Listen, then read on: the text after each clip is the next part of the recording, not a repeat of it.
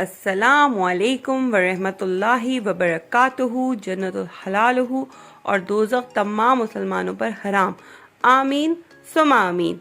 सुबह सुबह हो चुकी है, अर्ली इन द मॉर्निंग। सारे हम उठ चुके हैं, खूबसूरत सा सूरज उगता हुआ देख चुके हैं और तकरीबन मुल्तान पहुंचकर जो मुल्तान का बाईपास है वो क्रॉस कर चुके हैं। हम जा रहे हैं कोयटा। टाइटल में आपको पता चल चुका है। और ये वाला जो व्लॉग है उन लोगों के लिए स्पेशल है जो लोग बाय रोड पंजाब से सफ़र करना चाहते हैं बलूचिस्तान की तरफ। तो इस वाले व्लॉग में बलूचिस्तान से रिलेटेड तमाम रोड्स की डिटेल कंडीशंस के साथ आपको वीडियोस मिलेंगी और आपको जो है जहाँ पर खड्डा आएगा, जहाँ पर कोई भी किस्म का कोई मसला आएगा, वो इस वीडियो में आपको दिखाई आराम से दी जाएगा। तो स्टोरी अपनी शुरू करते हैं। हमारा सफ़र जो है वो सुबह 4:30 पौने 5 बजे बहावलपुर से शुरू हो चुका है और हमारा जो ये आज का सफ़र है वो है तकरीबन 775 किलोमीटर्स का। तकरीबन ये अगर आप गूगल से सर्च करेंगे तो ये आपको बताएगा 11 आवर्स, लेकिन अगर आप इसको सही तरीके से ट्रैवल करेंगे तो आपको ये मिलेगा तकरीबन 13 आवर्स का। और अगर आपके साथ बच्चे या बुज़ुर्ग हैं तो ऑब्वियसली 2 घंटे आपने इसको बढ़ा के ही रखना है। सफ़र इंतहाई खूबसूरत है और इंतहाई मज़ेदार है। अपने साथ बहुत सारी खाने पीने की चीज़ें रख लीजिए ताकि आपने पूरे रास्ते इसको एंजॉय करते जाना है। रोड कंडीशन जो है वो मैं आपको अभी सामने दिखाने ही वाली हूँ। वैसे तो माशाल्लाह रोड कंडीशन बहुत अच्छी है, बहुत ही ज़बरदस्त है, बहुत ही मज़ेदार। लेकिन जैसे ही आपने कुछ एक ख़ास इलाके में पहुंचना है जो कि मैं आपको आगे दिखाने वाली हूं, तो वहां से रोड कंडीशन जो है वो बहुत बुरी हो जाएगी। अच्छा, अभी आपने पीछे देखा कि हमने मुल्तान क्रॉस किया। मुल्तान क्रॉस करने के बाद हम लोगों ने डेरा गाजी खान क्रॉस किया और गाजी घाट क्रॉस किया और अब हम जो हैं सखी सरवर के खूबसूरत इलाके में से गुज़र रहे हैं। बारिशों की वजह से नज़ारे इंतहाई खूबसूरत हुए हुए हैं।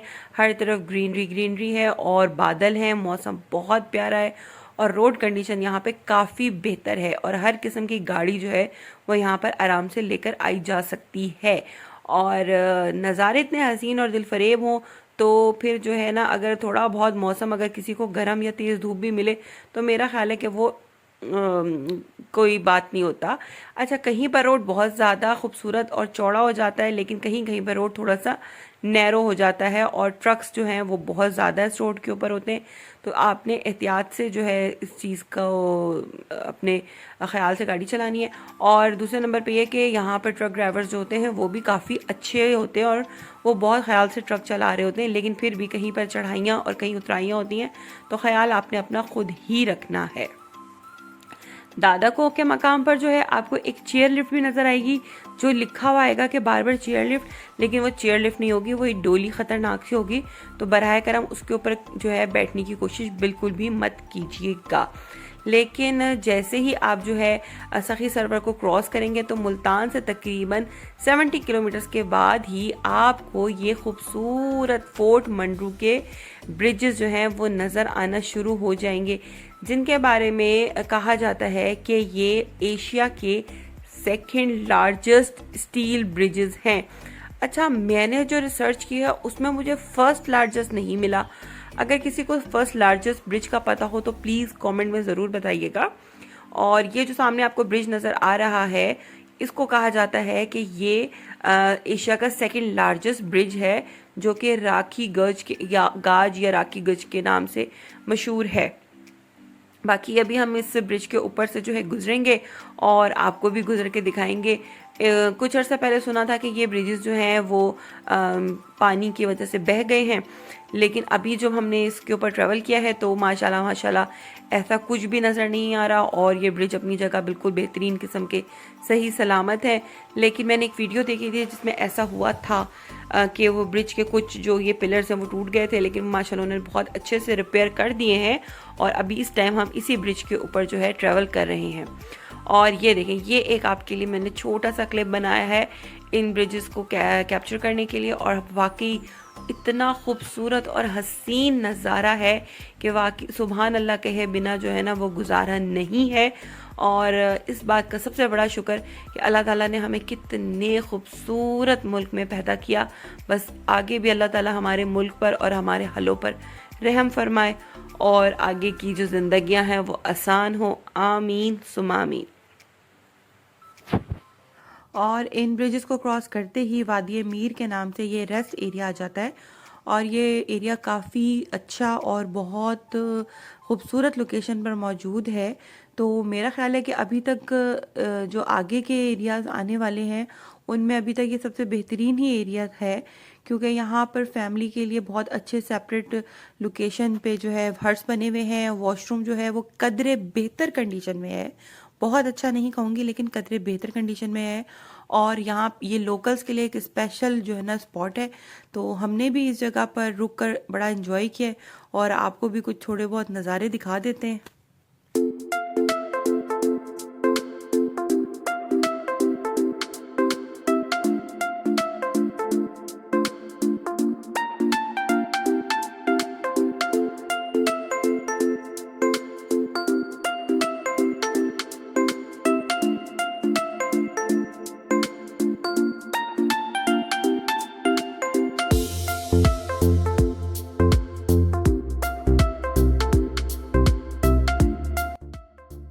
और इस इलाके को साउथ पंजाब का मरी भी कहा जाता है, जो कि मेरे लिहाज से किसी हद तक दिल को बहलाने के लिए बिल्कुल ठीक है, अगर यहाँ पर बादल हों तब।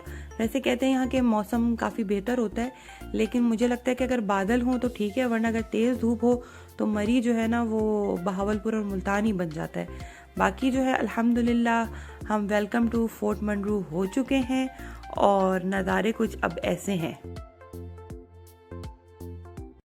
जैसे ही फोर्ट मंडरू का बोर्ड आप क्रॉस करेंगे उसके बाद जो है ना वो कहते हैं ना कि ऐसी दुर्घटी बनेगी आपकी कि आपको लग पता जाना है, क्योंकि फोर्ट मंडरू से लेकर बवाटा तक तकरीबन कोई 12 से 14 किलोमीटर का सफ़र है, लेकिन वो इंतहाई ख़राब रोड है, इंतहाई ख़राब रोड।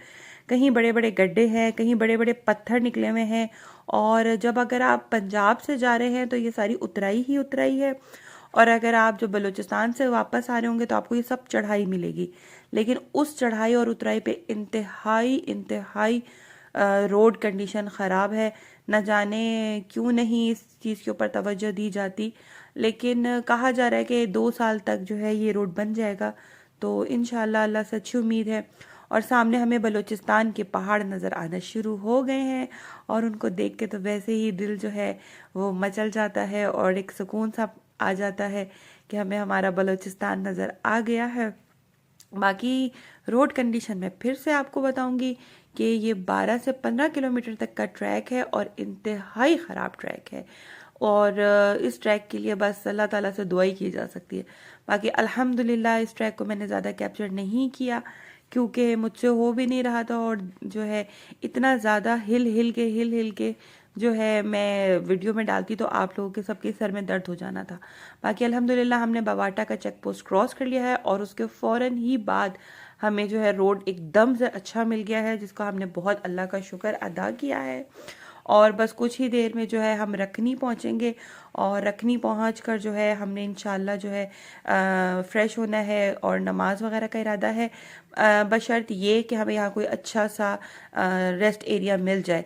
लेकिन ये है कि यहाँ पर बहुत सारे रेस्ट एरिया में मसला सबसे ज़्यादा पानी का होता है, वॉशरूम्स का होता है। तो सेकंड नंबर पे मैं इम्पॉर्टेंट बात आपको यहाँ पे ये बता दूँ कि रखनी से जो है आपको ईरानी पेट्रोल मिलना शुरू हो जाता है, जिसका रेट इंतहाई कम होता है। यानी कि हमारा जो इस वक्त रेट चल रहा होता है पंजाब वगैरह में या आम जगह पर, उससे कम से कम भी 60-70 रुपए आपको इसका फ़र्क पड़ जाता है। तो बेहतर यह है कि आप पीछे से कम पेट्रोल डलवाएं और रखनी से आके ईरानी पेट्रोल डलवाएं और फिर इस खूबसूरत रोड के मज़े उड़ाएं। और ठीक ठाक बारिशों के बाद नज़ारे बहुत ही हसीन हुए हुए हैं, हर तरफ ग्रीनरी है, हरियाली छाई हुई है। वरना मोस्टली ये होता है कि यहाँ पे थोड़े आप एकदम से ड्राई पहाड़ नज़र आना शुरू हो जाते, लेकिन इस दफ़ा माशाल्लाह माशाल्लाह बहुत ही हरियाली है। और ये देखें 190.4 रुपये ठीक है, लीटर पेट्रोल है, लेकिन उसने हमें जो है ब्लैक में 110 रुपए का दिया है। तो ये भी ठीक है, कोई बात नहीं, चलता है, इतना तो चलता ही है। लेकिन भाई ये जो रोड है ना, माशाल्लाह माशाल्लाह, मैं बार बार कहूँगी उन लोगों को जो रोड का ट्रैवल करना चाहते हैं, बहुत हसीन रोड है, नज़ारे बहुत हसीन है। और इस रोड के ऊपर एक दफ़ा तो सफ़र करना बनता ही बनता है, अगर आप जो है कुछ 12-15 किलोमीटर का वो जो गंदा सा सफ़र है उसको जो है बर्दाश्त कर सकते हैं तो। लेकिन ये है कि उसमें भी हर तरह की गाड़ियाँ जो है वो चली जाती हैं, लेकिन एहतियात के साथ। और यहाँ पर जो ना एकदम से जो ये घर वगैरह नज़र आने हुए कच्चे, इतने प्यारे लग रहे थे, ऐसा लग रहा था जैसे सऊदीया में उमानी साइड पर आप चले जाओ तो वहाँ पर जो घरों की कंस्ट्रक्शन है वो उस साइड, उस टाइप के घर ये नज़र आ रहे हैं। तो बाबा से बात हो रही थी तो बाबा ये बता रहे थे कि ये वही ओमान से ही आए हुए मकरान के ही कुछ लोग होंगे जिन्होंने यहाँ आकर एक छोटी सी बस्ती बना ली होगी। तो हमें दिल को लगी ये बात कि हाँ जी बिल्कुल ऐसा ही हो सकता है। बाकी जो है हमने रकनी से लेकर अभी तक जो है हम कोई अच्छा सा रेस्ट एरिया ढूंढ रहे हैं, लेकिन अभी तक हमें कोई अच्छा रेस्ट एरिया नहीं मिला जहाँ पर कुछ बेहतर वॉशरूम्स वगैरह हो या रुककर हम जो है लंच वगैरह कर लें। तो अभी ये तय पाया है कि मेख्तर तक पहुँचते हैं, वहाँ जाके ढूंढते हैं कि वहाँ हमें कोई अच्छी जगह मिलती है या नहीं। तो बस ये तकरीबन हम मेख्तर पहुँच चुके हैं और यहाँ देखते हैं कि अल्लाह करे हमें कोई ऐसी जगह मिल जाए जहाँ पर हम आराम से स्टे करके वॉशरूम्स वगैरह यूज़ कर लें और कुछ अपना हल्का फुल्का जो हमने ब्रंच करना है वो कर लें। मौसम बहुत हसीन हुआ है आज, अल्लाह ताला को हम पे बहुत प्यार आया हुआ है। और जैसे ही रकनी क्रॉस करते हैं ना उसके बाद आपको जगह जगह जो है ना ये पेट्रोल पंप्स नज़र आना शुरू हो जाते हैं। और बेहतर ये है कि आप पेट्रोल पंप से ही वो पेट्रोल डलवाएं, ना कि आप वो जो गैलन रखे होते हैं उससे। और ये मेख्तर के मकाम पर हम लोग एक बहुत अच्छे अरसलान नामी होटल पे रुके हैं जो काफ़ी बेहतर था, साफ़ सुथरा भी था। और यहाँ पर एक ये प्यारा सा एक आड़ू का दरख्त लगा हुआ था जिसमें कुछ बड़े बड़े आड़ू भी थे और कुछ छोटे छोटे आड़ू थे। तो हमने उनसे पूछा हम ये तोड़ लें, उन्होंने हमें मना कर दिया कि इसके ऊपर जो है एक दवाई छिड़की हुई है और जो है कोई इसको बीमारी हुई हुई है तो बेहतर है आप ना खाएं। बाकी रहा ये वाला रेस्ट एरिया या होटल, तो ये काफ़ी जगहों से हम ढूंढते ढांढते हैं तो हमें काफ़ी बेहतर लगा। तो अगर कभी आपको रुकना हो तो अरसलान होटल के नाम से मेख्तर के फ़ौरन बाद ये आएगा, तो आप लोग यहाँ पे स्टे कर सकते हैं।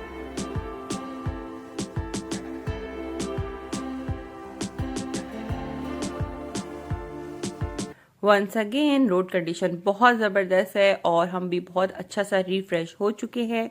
और मेरे से जो है खाने वाली जो वीडियो है वो पता नहीं क्या हुआ रिकॉर्ड नहीं हो पाई और हमें खाना बहुत मज़े का लगा। हम अपने साथ घर से खाना लेकर आए हुए थे, शिनवारी कढ़ाई, लेकिन जो यहाँ पर हमने भिंडी और उनकी दाल ट्राई की वो बहुत ही मज़ेदार थी। और बस कुछ ही देर के बाद ये देखिए दरियाए अनम्बार जो है वो हमें नज़र आ गया है और हम दरिया अनम्बार के ब्रिज में से जो है हम गुज़र रहे हैं। और जैसे ही ये ब्रिज क्रॉस करेंगे तो आपको एकदम से कोई 5-6 जो है ये जलेबी वाले नज़र आएंगे। और अगर किसी ने गराटो की जलेबियाँ खाई हुई है ना तो वो ये जलेबी खा के गराटो की जलेबी भूल जाएगा। इतनी कोई मज़ेदार अनएक्सपेक्टेड किस्म की जलेबियाँ अल्लाह ताला ने हमें खिलाई कि बस मज़ा ही आ गया। और ये देखिए माशाल्लाह बारिशों की वजह से दरिया नंबर में ठीक ठाक किस्म का पानी आया हुआ है और इन पहाड़ों के दरमियान से खूबसूरत पानी के साथ हरियाली, बहुत ही ऐसा लग रहा है चेरी ऑन टॉप अल्लाह ताला ने हमारे लिए यहाँ पर रखी हुई है।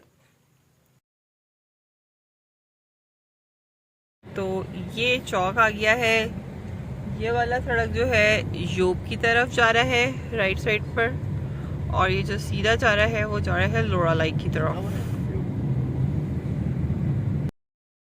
लोरालाई से तकरीबन 45 किलोमीटर पहले किली शोबुजई आती है, जहाँ से ये रास्ता जो है N70 को N50 के साथ जोड़ता है।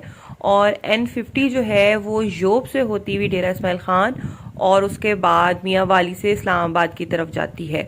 और इस वक्त हम जो है N70 के ऊपर ट्रेवल कर रहे हैं और रोड कंडीशन आपके सामने है। अच्छा, जैसे लोरालाई का ज़िला स्टार्ट होता है तो आपको ये गेट जो है वो वेलकम करता है और लोरालाई के इस तमाम इलाके में जितनी भी किलियां हैं, यानी किली हमारे यहाँ बलूचिस्तान में गांव को कहा जाता है, जैसे पंजाब में गांव होता है और चक होते हैं, और सिंध में आई थिंक गोट होते हैं।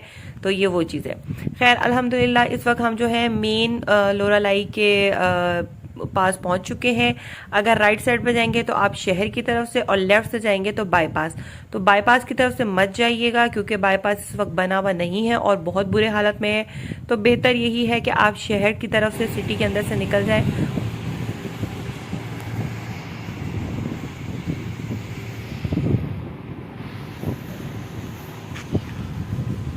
इनका फैमिली एरिया है और अंदर वॉशरूम भी बेहतर हालत में है, और खाना वाना भी इनका काफ़ी अच्छा है, और जेंट्स के लिए वहाँ मस्जिद भी है, वॉशरूम्स वगैरह भी हैं। और लोरालाई में ये मेरे लिहाज से इस वक्त जो है एक बेहतर जगह है एज़ कम्पेयर टू और जगहों के।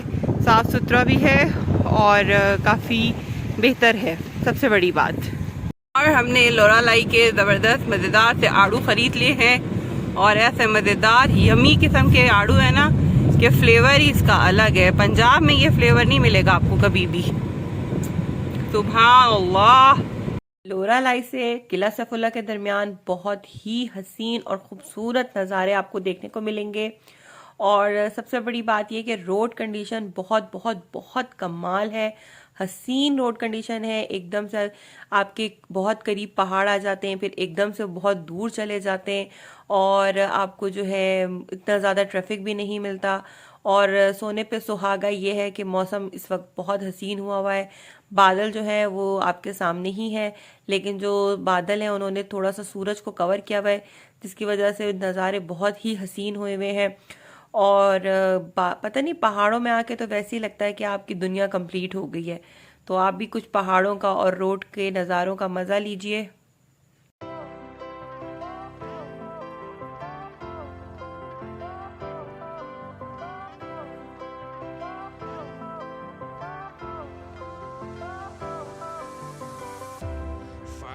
और किला सैफुल्ला से बस ज़रा पहले ही हमें ये एक वाटर रिजर्वर, डैम या झील नज़र आई है।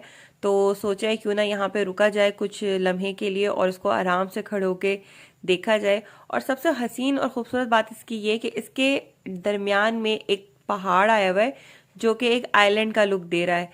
तो नज़ारा इतना हसीन और ख़ूबसूरत है कि सुभान अल्लाह की बस अंदर से जो है ना खुद ब खुद एक विर्द जारी हुआ है। शोब एंड खोइचा। अब हमने खोइचा वाला रोड पकड़ लेना है, यहाँ से एक्सट्रीम लेफ्ट पर हो जाना है। तो किला सैफुल्ला से ऑफिशियली N70 ख़त्म हो जाएगी और हम यहाँ से N50 के ऊपर ट्रेवल करेंगे ऑनवर्ड कोयटा तक।